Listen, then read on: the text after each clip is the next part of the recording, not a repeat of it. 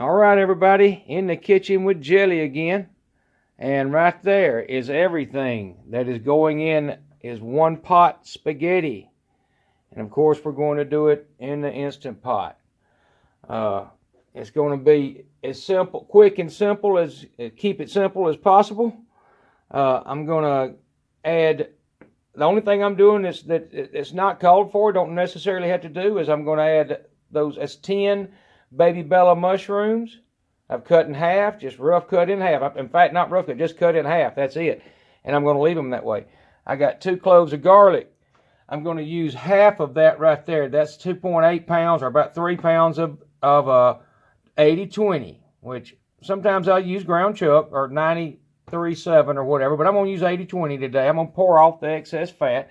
So in other words, it'll be about 1.5 pounds. I'm going to use the whole pound of spaghetti. I'm going to put a jar of Bertolli 5 cheese. And that's one of the reasons I'm adding the mushrooms and the garlic, because a lot of people add all kinds of Italian seasonings. I don't. I'm trying to keep this as simple and as quick as possible.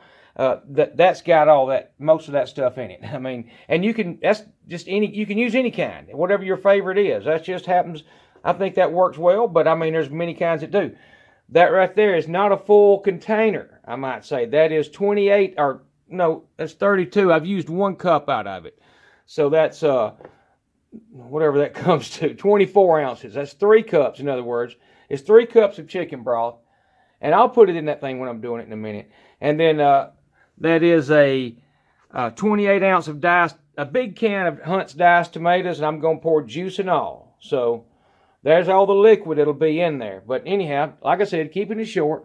So I'll get some of this started, and I'll come back shortly.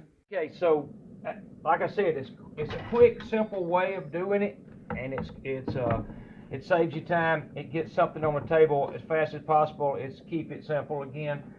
And I'm going to press saute, just like always, like everybody does, but I don't usually wait. I mean, that's not that big of a deal. I don't wait on it to get hot. I mean, I know what it's going to do. It's going to get hot, and I'm going to brown that hamburger meat off. And when it does brown off, and I'm sure because I'm using 80-20, I'll have a little extra, a little extra fat in there. I'm going to pour some of it off, and then I'm going to add that garlic and everything else. But long story short, you get the gist. I'm going to let it come up just like you would on a stove if you were browning. If you were browning meat, you do, the same thing as doing it in the skillet on the stove. That's no different. It's just heat. It's a heat source, But anyhow, if you wanted to see in there, that's it. I mean, that's obvious. So, be back shortly. Okay, one thing I forgot to mention is that I do have it on high. A lot of people don't, but when I'm browning something, I go with what I call high. They call it more. But you can see about where I'm at there, and all I'm fixing to do is pour that liquid off into this bowl right here, and then I'm going to go back with and add the garlic and let that settle down. And my camera I just pressed a button, so it went crazy. But I'm gonna stop. Okay, I turned it off, and make sure I did hit record, and I did. I turned it off. Now all I'm going to do is pick this up, and I'm going to hold back best I can. I may lose a little bit, and pretty much just pour off that water / grease, which is a little bit of both. But I just thought I'd show this part. I wouldn't hurt to put a glove on, because that steam coming up is hot on my hand. I'm not going to lie. But it's not that hot. But you still might want to put a glove on, because it is a little warm. And don't want to get in a hurry. And that's good enough for me. That's not that bad. So I'm not even going to need to deglaze the bottom of the pan. I'll show you. It never really, nothing stuck. It did fine. And as you can see, all the liquid and all the grease is gone. I may have steamed up the camera lens, but either way, you see that. So what I'm going to do now is mince that garlic with that right there. I'm going to pour that out somewhere, and we'll go from there. But I'll be right back. Okay, I added the garlic, obviously mixed it up real well. I took the liner out of the because it holds so much heat. I didn't want it cooking the hamburger meat any further than it had already been cooked. It was just plenty for, now we're fixing to cook it again. So really it's just browning it, not going to hurt it either way. But now to keep, like I said, it's all about keeping it simple. It's just dumping in this 28, did I say it was a 28 ounce can? I believe so. Yes, 28 ounce can of diced tomatoes. Actually, the broth I had used came to about 2 3/4 cups. So all I did was run a little water to make it exactly 3 cups. I mean, it's not that, nothing's that critical. It really isn't. And now we'll be adding the Bertolli, which is the one I'm using is a 5 cheese. All I'm going to do is just obviously pour it in. And now all we got to do is add the noodles, or actually the spaghetti. And then I'm going to stir it up a little bit. And this is a 1 pound box of regular spaghetti. And I probably didn't go about that exactly right, but it's going to work, take my word. If some of it don't get in there, some of it don't, you know, it's no crisis.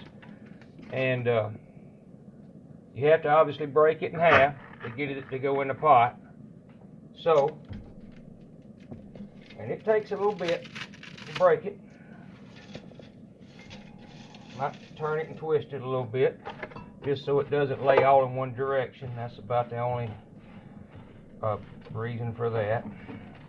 And I'm going to get what I get right here, and the rest of it I'm going to throw away. Alright, now I'm going to just submerge this. I'm going to roll it around a little bit and get it to try and get under the liquid. And it's not a crisis if it don't get under the liquid. But we're going to mix this up, and I am making a slight mess, but that's part of it. So, just going to press it down. And try and flip it a little bit, maybe. Yeah, that's going to work. It'll work. Take my word. It doesn't matter what you do. When it gets under pressure and under steam, it's going to cook fine. So, now all I'm going to do is add these mushrooms right on top. And pretty much as simple as that. The only reason I put the mushrooms on top is because they under the liquid, they just kind of, they add more liquid. So I think they kind of cover a little bit of, cover the spaghetti, or a little bit, so it helps them retain some of that moisture and keeps them from, helps them from drying out if it even needs that. It's just something I do. So, but anyhow, so you can see what it looks like when I put it in there. And it's nothing pretty and nothing special about it. You'll see in a minute that'll all look perfect when it comes out of that cooker. It comes out of the Instant Pot. And it's all about keeping it simple and getting some food on the table, as we say. And all I'm going to do now is put this in place, lock it to seal. I'm going to use manual, and I'm going to go 6 minutes. And it is on high pressure for 6 minutes, and that is all you have to do. And what we're going to do now is wait on it to come to pressure and cook. And I'll be back in just a minute when that happens. Okay, the Instant Pot has timed down, or 6 minutes is up. So all we're going to do now is quick release. And I always tell everybody, and I almost did it myself. Don't have your hand over that, as you can see why. But anyhow, we'll let that bleed down, and we're going to see what this keep it simple spaghetti looks like in just a minute. Okay, so that took about 5 minutes for that to bleed down, and to keep from steam bathing the camera, I'm going to open it up, and as always, it looks fantastic, but I'll show you what it looks like. It looks a little liquidy, and some of the spaghetti's kind of, melded together, but I'm going to tell you, once you stir this up and break it down a little bit, this is going to be your go-to meal from coming in from work. This is quick, easy, and dang good, and everybody eats it up. So, that being said, we're going to, I'm actually going to pull a piece out and see what it tastes like.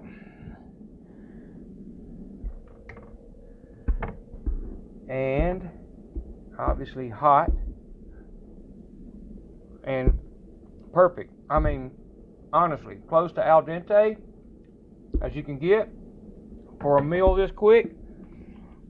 And it probably took it 15 minutes to come to pressure, so that's 21 minutes of total time, you know, give or take. I didn't time the coming up, but it's around 15 minutes. And as simple as it sounds, and probably around under 30 minutes, the time you get everything pulled in, put in here and brown the meat and all, it's going to be hard to beat. Long story short, that is a good meal that's fixed in a hurry. But anyhow, we're about to try it, and we're fixing to eat it. And I'm going to toast some French bread with some garlic butter. And that's what it's going to be like right there. But anyhow, in the kitchen with Jelly. Y'all like and subscribe if you don't mind, and come back to see me. Y'all have a good night. Okay, just to recap right quick, it is absolutely fantastic. Like I said, you slice some French bread with it, toast it. It is a fantastic, quick, and easy meal that everybody in the house will love. But anyhow, just to show you, it is that good. I'm telling you, you need to try it. In the kitchen with Jelly. Come back to see me. Like and subscribe if you don't mind. Have a good day. Bye-bye.